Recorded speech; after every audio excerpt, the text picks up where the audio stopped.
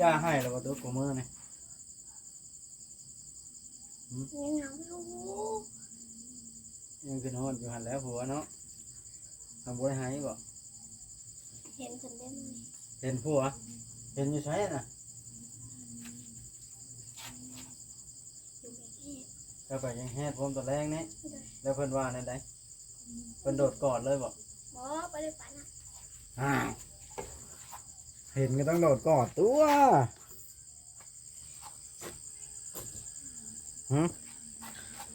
เจ้าบ่เป็นผู้โดดกอด อันพาดตา เห็นผ่านตาแม่นจนเห็นบ่แม่นผัวก็ตาลายจนว่าผัวนั่นน่ะมา แมน ฮะ แมน แม่นหรือบุตาลายชื่อนะหรือตั้งแม่นผัว แมน อ๋อเพิ่นมาหยังล่ะ เป็นมาแต่ฉีดยา มีแห้งโยดแล้วบ่ฮะ กับแม่กับน้อง เฮ้ยเดี๋ยวเอ้ย มาเมา อย่าลืมกดติดตามเพื่อเป็นกำลังใจให้ผมด้วยนะครับทุกคนขอบคุณมากๆครับ เอาพี่น้องเอ้ยซึ่งเปิดภาพขึ้นกันตอนค่ำมืดตอนดึกพี่น้องเอ้ยผู้คนกลับเบิดแล้วเฮายังบ่ได้กลับอยู่เฝ้าถ่ายอัปเดตใน FC เบิ่งพี่น้องเอ้ยรอบดึกเนาะพี่น้องหาน้องแต่ห้องหาน้องโอ้ยว่าซั่นอันเดอันเล่นน้องตุ๊กกับอันน้องบอยกำลังออกนอกว่าซั่นเป็นยางออกนอกแล้วเนาะน้องแต่อยู่นี่น้องโอ้ยอยู่นี่เฮาสิมาเบิ่งพื้นที่รอบมืดก่อนพี่น้องเอ้ย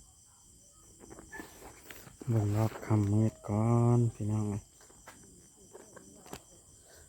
ใช้ปลาแก้วแล้วอยู่เพื่อนบนน้อมาอัปเดตดูทั้งปลาแก้วเล็กๆหน่อยก่อนพี่น้องเอ้ยเพราะว่าเฮาบ่ทันได้เข้ามาทางนี้บัดนี้จักเพิ่นไปทางใดแม่ตู้แก้วก็โอ้ตัวตั้งดินบล็อกขึ้นสูงกระเดาะนี่แนวล่มทับกันแท้นี่ตั้งขึ้นสูงโพดเห็นว่าหากระไดพวกนี้ล่มทับกันแข้งหักขากุดที่นี่ได้อันนี้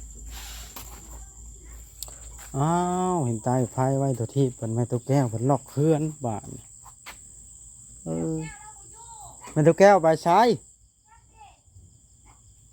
แล้วว่าสิมาเยี่ยมยามเพิ่นฉันดอกเจ้าเห็นแล้วไปบ่น้องแต่เห็นแล้วไปบ่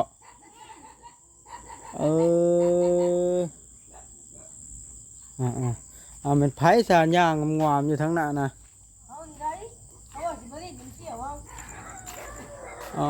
มาเห่าตะพืชบาทนี่มันตุ๊กแก้วบ่อยู่ใต้ไฟไว้ไอ้ตุ๊กฟันไปเลาะย่างซะไอ้ตุ๊กนี่ตุ๊กน้องวอยมาแต่นอกแล้วนะมาเห่าตะพืช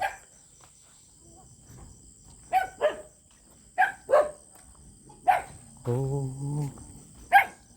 เห็นไหมตุ๊กแก้วว่าเราไปทางใดโอ้เพื่อนในเทืองใต้ไฟอยู่เพื่อนครัวมาถ่ายบรรยากาศรอบดึกพี่น้องให้ FC เบิ่งคลิปนี้จังค่อยกลับตะสู่อลีอันนี้ถ่ายจนดึกอลีพี่น้องเลยวัดก็ได้น้องโอเรามาพี่อันนี้รอบดึกมันอยู่น้ำหลานว่าน้องโอสบายดีสวัสดียังก็ เอาหลาน ยังไม่ทุกแปลไปพบมึงไป อูเนาะเอาคนน้อยนอนเลยบ้านนี้เนาะปลอดภัยเรื่องยุงเห็นแล้วกันเหตุแบบนี้เนาะน้องโอ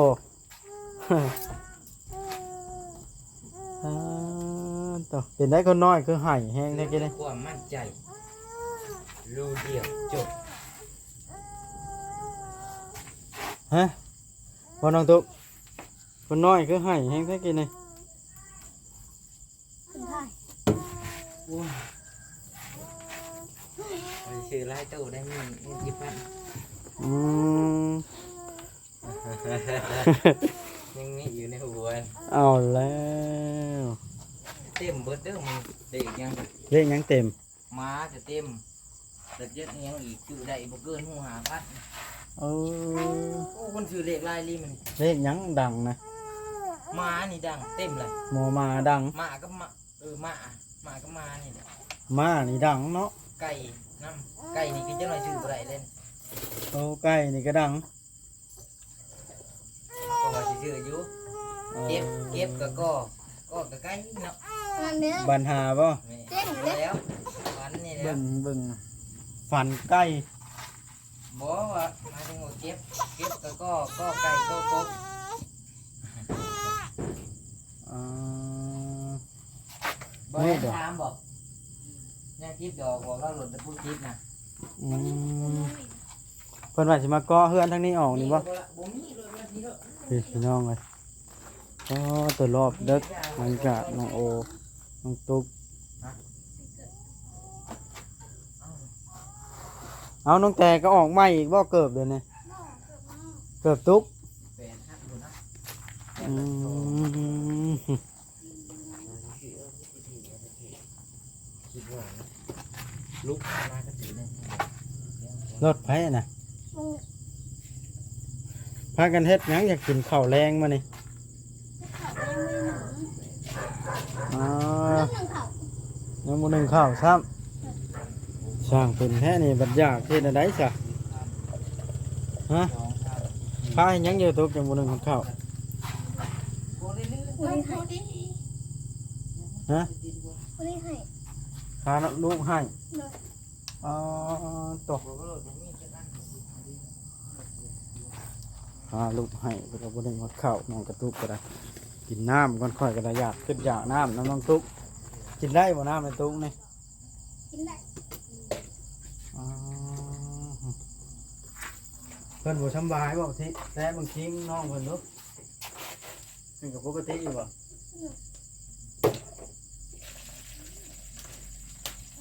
แม่นบ่น้องกระตุกเจ้าอาบน้ำหรือว่าน้องตุ๊กกลางคืนนะ มันไม่ใช่วิชาเอาลงไป อ้าวน้องคนที่อาบมือนี่ เด้อกังสิอาบ มา เนี่ย ห้องดิเป็นวัตถุเหมือน คนเนาะ บัวได้ปืนฮอดเอาหน่อย ให้พังเพลงบ่น่ะจะพาพังหรือว่าก็ได้ มันจะอาบน้ำ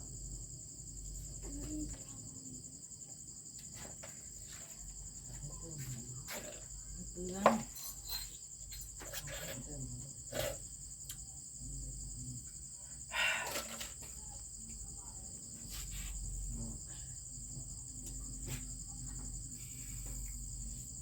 ยังบริเมื่อยบอก นี่งอนแล้วอายก็ได้เพราะว่า เมื่อยแต่แค่ บ่ได้เจอมานั่นแต่งรถแล้วก็เล่นมานี่ จักลั่นไปหมดแล้ว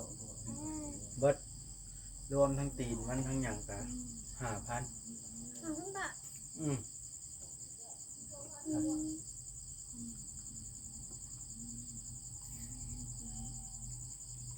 เงินกี่เลยนะ จะเงินเก็บบ่เราอยู่เศร้าไปลาดเนาะ โอ้เลย2 ล้าน3 ล้านนี่แหละได้ยินฮอดเช้าไปล้าน5,000 บาทนึงก็ได้เว้าไปทั่วถ้าตุกอย่าให้แล้วบ่ตุกกูมื้อนี่ ยังเหงาอยู่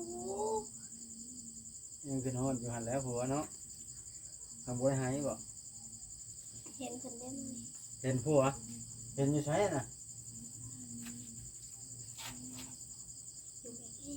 ก็ไปยังแฮดพร้อมตัวแรงนี่แล้วเพิ่นว่านั่นได้เพิ่นโดดกอดเลยบ่ บอไปเลยไปนะ อ้าวเห็นก็ต้องโดดกอดตัวหึเจ้าบ่เป็นผู้โดดกอด ปันพาดตา เห็นผ่านตาแม่นจนเห็นบ่แม่นผัวก็ตาลายจนว่าผัวนั่นน่ะมา แมน ฮะ แมน แม่นหรือบุตาลายชื่อนะหรือตั้งแม่นผัว แมน อ๋อเพิ่นมาหยังล่ะ เป็นมาแต่ฉีดยา มีแห้งโยดแล้วบ่ฮะ ก ตัวแม่กับลูก เฮ้ยเดี๋ยวเอ้ย นั่งมาบ่อยดีกว่า ฮะ เพราะว่า พ่อนะน้องเว้าแฮงโทรหาเราอยู่บ่ล่ะ แถมปู่ก็เห็นย่าก็เห็น มานี่เดี๋ยวเจ้าทักทายเพิ่นอยู่บ่ล่ะทักทายว่าไหน มันเป็นหยังบ่เพิ่นพันเห็นเพิ่นพันเห็นน้อยนี่มันเป็นหยังบ่กันน่ะ เพิ่นฝันเห็นเพิ่นน้อยอืม นอนกับบ่รับเพิ่นน่ะกี่นอนน่ะ เพิ่นเว่าไหนเลย คือบ่มาเว้าเวียงให้มันแล้วใช่น่ะเจ้าก็บ่เว้าในนั้นใช่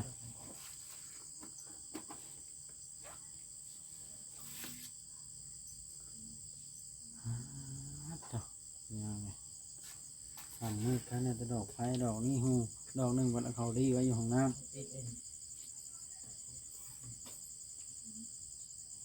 เนาะน้องตุ๊ก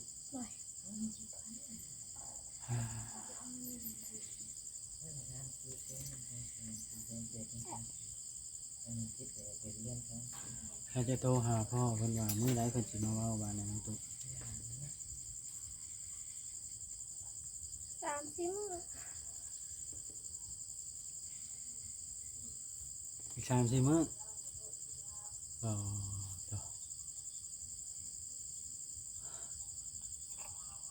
ราคาเวียกหยังตกลงมาฉีดหญ้าซื่อนี่บ่ สิหยาสิหยาว่า ร้านปีได้ ฉีดหญ้าอ้อย มาไก่ อ่าๆกลางคืนเอานอนอู่แล้วบาดในลูกเนาะอันนี้มันหัวน้ำใหญ่น้อยนี่เห็นข่อยคือหัวว่ะนั่งเบิ่งละหัวเนาะอันนะฮะ เพราะมันเป็นไห้จนสิได้เป่าน้ำเนาะไห้หยังกระดักกระดอแท้ลังนอนบ่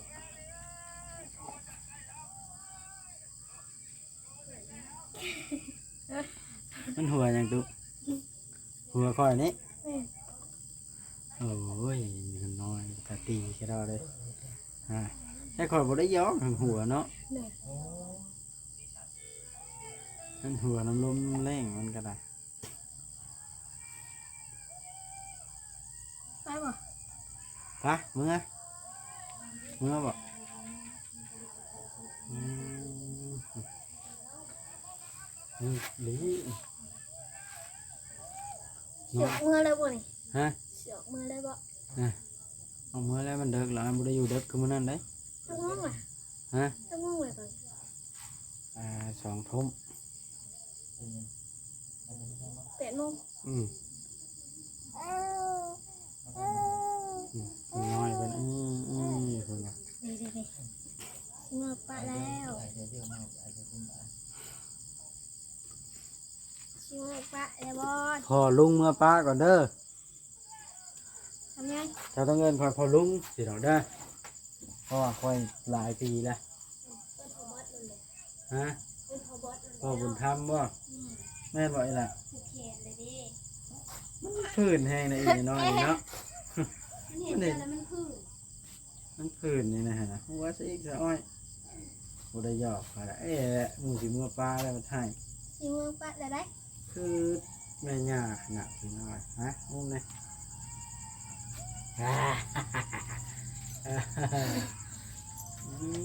เป็นอย่างตัวคือหัวฮะ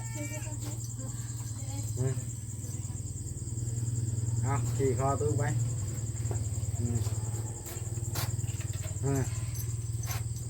แค่ก็มียังหัวอย่าหันมาพยายามเห็นกล้องเห็นเด็กน้อยอยู่ก็ได้ เห็นเจ้าน้อยนึงเอา อ้าว ถูก โอ้ยเขาไม่เข้าใจเนาะ หัวผักหัว เขา หนึ่ หั ง นปัญหาเขาไม่เข้าใจ สงสัยมันย่านจะเมื่อปะ แม่นไว้ละยันคำว่าป้าบ่ป้าเมื่ออยู่น้ำน้องเดียป่ะอยู่เมื่อเดียป่ะเมื่อบ่เห็นบ่เมื่อเดียนะมาตุ้งอ่ะคนน้อยแฮงเมื่อกันได้วันนี้ได้อ เมื่อใดแล้วพ่อสิมาห้ามเอาเนาะมันไงพ่อเพิ่นก็กันอยู่น้ำพ่อเพิ่นกระดมบ่น้องตรง หัวมันเมื่อ พ่อเพิ่นติเฮ้ย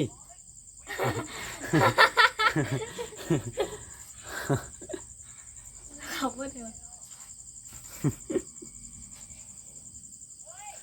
กันอยู่ในพ่อเพิ่นหัวดมตุยเพิ่นมือแล้วเนาะเอาวะข่อยบ่ได้หยอกเจ้า หัวมันเมื่อเลย อ่า กับหยากับ หญ้าก็หอมปู่ก็หอมปู่เจ้าแล้วหอมเนาะเราแพงตอนน้อยๆเห็นเราหอมอยู่น้อยกว่านี้ก็จะเชิญมีซ้ำนี่แล้วเนาะลำไยเนาะเออ ทั้งปูทั้งหยาทั้งอ่าวคน หอมมาได้เออเพิ่นก็จังว่าเพิ่นให้เป็นฮอดปู่เพิ่นอยู่นะคือนี่ให้จนว่าคอยเป็นซุ้มขึ้นฟังเสียงว่าเพิ่นให้หยังเหี้ย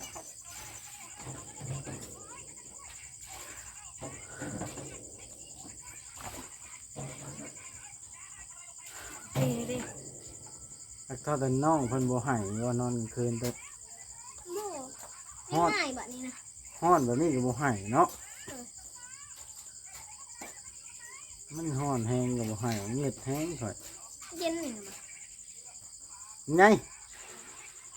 นี่ บ่วัดเมื่อก่อนเด้อ ได้สิเมื่อเลยนะ บายพี่น้องถ่ายคลิปนี้จบไปสิเมื่อแล้วบ่ว่าเลิกละค่ำมืดละว่ามาค่ำอันนี้กลางเว้นบ่ได้ถ่ายคลิปพี่น้องถ้ามันหลายคนแล้วมันถ่ายบ่เป็นกระถึกน้องอยู่นะสิถ่ายหยังน้องก็แต่ยื้อหยังเดี๋ยวนี้ฮะสิไปก้านหยังไตติดหน้าผากนะ บ่นะมันเป็นการยังไง คือเอาแนวติดหน้าผากเนาะน้องก็แต่ทุกเนาะน้องทุกก็อดเอาเด้อน้องทุกเด้อขึ้นฮอดก็ได้อย่าให้เด้อแมลงเด้ออดได้ปะถ้าพังเบิ่งแสดงว่ายังบ่มีคืนบ่ได้ให้เนาะให้ทุกคืนเลย นี่มันขึ้น คืนนี้บ่ได้ให้แม่นดีใจได้เงินวานนี้น่ะมาจะบ่ให้ วันนี้คืนน่ะกับวันนี้ บ่ได้ให้นะแรงแห้งบ่ให้แล้วใช่น่ะ ทำไปแล้ว อืม จกยังหลงอ่ะ ไหน เปิดรถบ่ มาถึงเมื่อแล้วมันทำละเฮ้ยเอาคนน้อยเอานอนไอ้เมื่อกันเมื่อแล้วเมื่อป้าเด้อบาดในมื้อหน้ามื้อในจังพ่อกันฮะบ่เกินมื้ออื่นฮู้ได้จังใดฮะ มื้ออื่นนี่ขึ้นว่าต้องเห็นบ่เอาเลยว่านั่นเอาแล้วอย่าไอ้บ่ได้มีเงินในบัญชีไอ้เอาเงินเข้าบัญชีก่อน ออกไปที่นี่ก็เริ่มซื้อบ้าน เติมเงินให้หยังหรอ นี่แหละ อ่า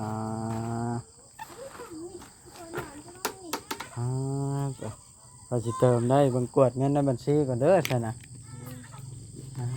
พี่น้องเลยมันแต่บอกให้เติมเงินเพิ่นว่าเพิ่นลืมซื้อจะวางในใดละอ้าวหามคนน้อยไปใช้อะนะ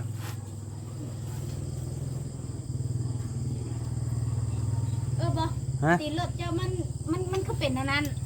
เจ้าเห็นในใช้จังหวะมันคือเป็นอะไร ฮะ เห็นอยู่ใช้ มันคือบ่คือหมูหั่นนะ มันแตกบ่เห็นตีรถค่อยแตกบ่ แม่นที่มันคือบ่คือหมูตีหนึ่งน่ะตีหลังน่ะ เจ้าเบิ่งมือได้หรอ กินนี่แล้ว เนี่ยมันก็บอกคือแล้วมันตีนแตกแล้ว ตี ใช่ น้อยตีใหญ่ได้ตีรถขึ้น โอ้ย มันแตกอยู่ไสนะ พุ่นล่ะอยู่เมืองคงแตกวานนี่ใครแน่แต่มี มัน อย่า ฮ้ ง อนเนาะ ใครแน่แต่มีอย่างสะกัวตั้งแต่ ไปคิดอะไรบ้างน้องตุ๊กสินอนใช้เอาลูกนอนล่างเลยป่ะก็นอนในแล้วเอาเด็กน้อยนอนนอกเห็นยังอ่ะนะอ๋อ นี่ได้เพื่อกินเฮากินน้ำ เป็นยังอ่ะนะ ให้ลวกเลยแสนหนึ่งค่ะซื้อ18,000อีกได้น้ำ100,000 เอาแล้วน้องตุ๊กควรมันยังอ่ะนะตุ๊ก ข้าวเปียก เออโอเคสินะ กินน้ำ คลิปนี้ก็สิจบสันนี้นะพี่น้องเลยสิได้เบิ่งอันเติมเงินให้ทางน้องแต่ซะก่อนเนาะ